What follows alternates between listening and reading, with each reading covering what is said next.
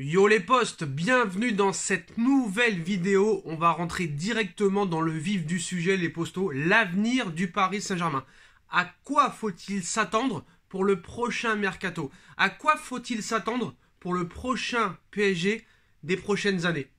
Est-ce qu'il y aura réellement un changement dans les prochains mois, dans les prochains mercatos, dans les prochaines années?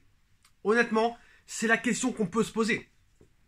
Parce que vous savez, le Paris Saint-Germain n'a pas subi que 3 remontadas. On pourrait parler aussi de la remontada contre Chelsea en 2014, où le Paris Saint-Germain avait gagné 3-1 à l'aller et s'était fait revenir 2-0 à Stamford Bridge avec un but de Dembaba, parisien lui-même, de naissance, à la 92e minute de jeu.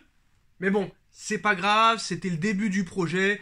Le PSG version QSI avait que 3 ans, c'était le début, c'était pas si grave que ça. Même si je pense qu'on avait largement le niveau de passer. Mais surtout depuis 2017, et le séisme qui s'est passé face au FC Barcelone, la catastrophe industrielle, où le PSG avait gagné 4-0 à l'aller et perdu 6-1 au retour en ayant pris 3 buts en 3 minutes. Ce match aussi contre Manchester United, où il y avait 10 absents titulaires, et il y a eu des U17 qui sont rentrés, qui allaient au lycée le lendemain, et qui nous ont battu 3-1 avec des erreurs pas possibles. Et maintenant, cette remontada face à un Real Madrid pas si fort que ça, on leur a offert sur un papier, sur un matin de Noël, la victoire et la qualification.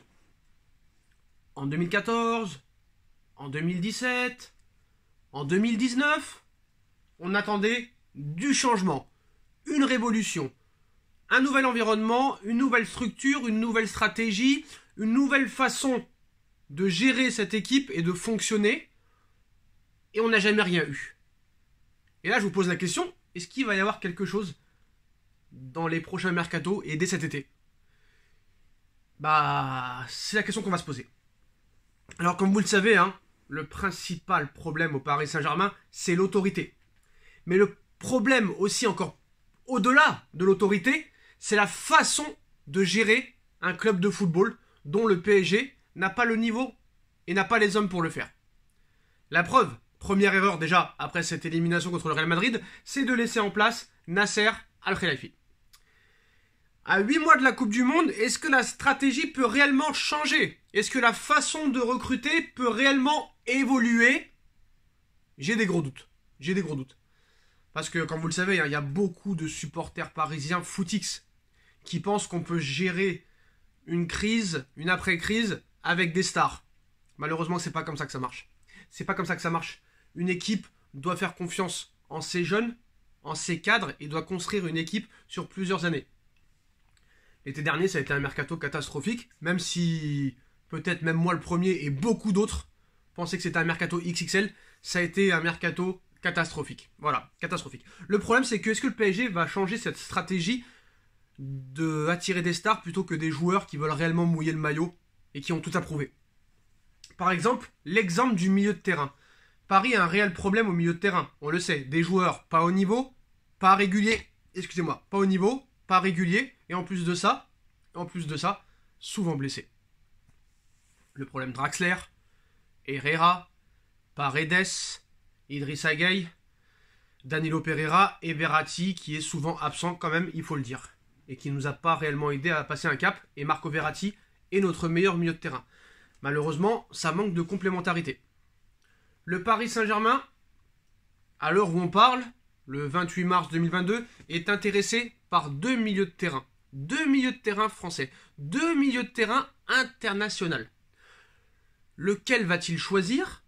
Vont-ils prendre les deux? Parce que avec la nouvelle règle du fair play financier, le PSG peut se le permettre. Parce que je vous explique la nouvelle règle du fair play financier. Masse salariale illimitée. Mais les clubs ne devront pas dépenser plus de 70% de leurs revenus. Donc tu as quand même une marge de manœuvre. Il y a beaucoup de joueurs qui seront en fin de contrat en 2023. Mais la question qui se pose aujourd'hui, les postos, c'est Tchouaméni ou Paul Pogba, ou les deux. Alors, est-ce que les deux, c'est possiblement faisable? Tout est faisable dans le football. Ça, c'est sûr et certain. Même si je pense qu'au niveau de l'attaque, il va falloir quand même faire quelque chose. Surtout si Di Maria, Mbappé, Icardi, Draxler, Sarabia s'en vont. Moi, je pense qu'il faut faire déjà revenir Moïse Kean. Ça, c'est la priorité numéro 1. La deuxième priorité, c'est d'avoir de recruter au moins 2 milieux de terrain de niveau international. Et comme vous le savez, désireux de reconstituer son effectif, le PSG s'intéresse à Aurélien Tchouaméni et Paul Pogba, mais une priorité se dégagerait entre les deux. Laquelle? Alors déjà, pour Tchouaméni, le PSG tente de signer Tchouaméni depuis des années.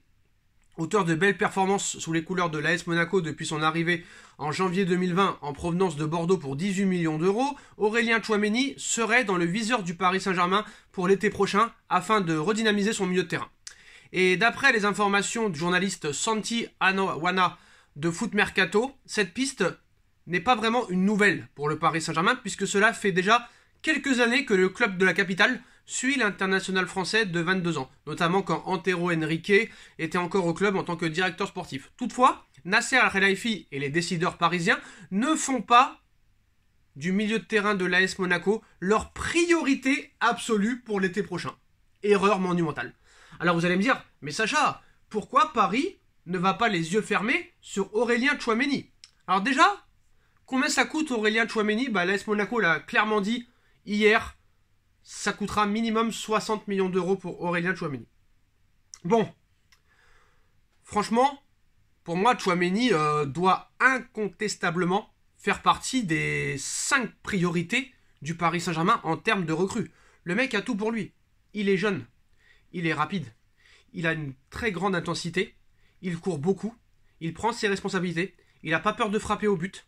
C'est un Français, international, il a tout à prouver. Je pense que ce serait la recrue idéale au milieu de terrain. Bon, maintenant, Paul Pogba. Libre le 30 juin prochain, le milieu de terrain de United est beaucoup plus accessible puisqu'il ne coûterait rien en termes d'indemnité, contrairement à un Tchouaméni pour lequel le club de la Principauté réclamerait entre 60 et 70 millions d'euros. Toutefois, la priorité numéro 1 pour le Paris Saint-Germain reste Paul Pogba. Et pourquoi la priorité est plus Paul Pogba, qui est carrément en déclin et en grande difficulté à Manchester United, plutôt que Tchouaméni, qui brille en club et en sélection? Là, tu te dis réellement, ils veulent le mal du club. C'est très simple. Voilà comment fonctionne le Paris Saint-Germain. Ils me font tousser. Par exemple, le Paris Saint-Germain, t'as Leonardo, le directeur sportif. T'as le coach, qui s'occupe pas réellement du mercato. T'as Nasser, le président, et t'as le prince. Et Leonardo a certains conseillers, comme Nasser, qui vont voir des joueurs en Italie, en Allemagne, un petit peu en Angleterre, en Espagne, ainsi de suite. Et chacun arrive avec sa petite liste et propose des joueurs. Alors Leonardo dit non, et tout ça. Et par exemple, dans le cas de Tchouaméni et Paul Pogba, c'est très simple. On te propose Tchouaméni à gauche, Pogba à droite. Et c'est simple. Nasser et le prince demandent à tout le monde qui c'est qui rapporte le plus en tant que marque. Qui c'est qui vend le plus de maillots? Qui c'est qui rapporte le plus en termes de publicité? Tchouaméni ou monsieur Paul Pogba, s'il vous plaît? On va lui dire Paul Pogba. Donc le prince va dire, prenez-moi Paul Pogba. Oui, j'ai une Coupe du Monde dans 8 mois, excusez-moi. Dans 8 mois, donc moi, l'important, c'est le profit. C'est pas le Paris Saint-Germain. Ce qui m'intéresse, c'est le profit. Alors maintenant, tu demandes à un petit garçon de 14 ans, s'il rentre dans une boutique, il va acheter le maillot de Pogba ou le maillot de Tchouaméni? Je vous laisse répondre à cette question. Bien évidemment que le petit de 13 ans, 14 ans, il va acheter le maillot de Paul Pogba et non celui de Tchouaméni. Malheureusement, je pense que le PSG fait fausse route. Je pense que pour, honnêtement, préparer l'avenir, il faut que Aurélien Tchouaméni soit la priorité du Paris Saint-Germain. Après, si tu peux faire les deux, c'est encore mieux. Mais honnêtement, Paris doit tout faire pour avoir Tchouaméni. Mais je pense qu'ils n'en feront pas une priorité comme l'été dernier avec Camavinga. J'ai peur que ça se passe réellement comme Camavinga. Tu leur dis Rudiger, ils vont te dire oui. Tu leur dis Haaland, ils vont te dire oui, mais ça c'est normal. Tu leur dis Ronaldo, malheureusement, ils vont te dire oui. Tu leur dis, je ne sais pas, n'importe quel joueur qui rapporte de l'oseille plutôt qu'un joueur qui en veut et qui est aussi bon que le mec qui vend autant de maillots, ils préféreront le mec qui vend le plus de maillots. C'est comme ça que ça marche malheureusement au Paris Saint-Germain, les postos. Et j'ai bien peur que le dossier Tchouaméni ressemble à celui d'Eduardo Camavinga. Est-ce qu'ils ont appris de leurs erreurs? Je sais pas. Mais j'ai l'impression que dans les prochaines années, il ne se passera rien de nouveau au Paris Saint-Germain. Je pense que l'année prochaine, ça va être une saison pourrie. Je le sens gros comme une maison. Et malheureusement, les Neymar resteront les Neymar, le Messi restera comme le Messi. Après, on verra les remplaçants. Ousmane Dembélé qui arrive au Paris Saint-Germain, Je sais pas du tout si c'est une bonne nouvelle. J'ai vraiment peur que Dembélé finisse plutôt à l'infirmerie que sur le terrain.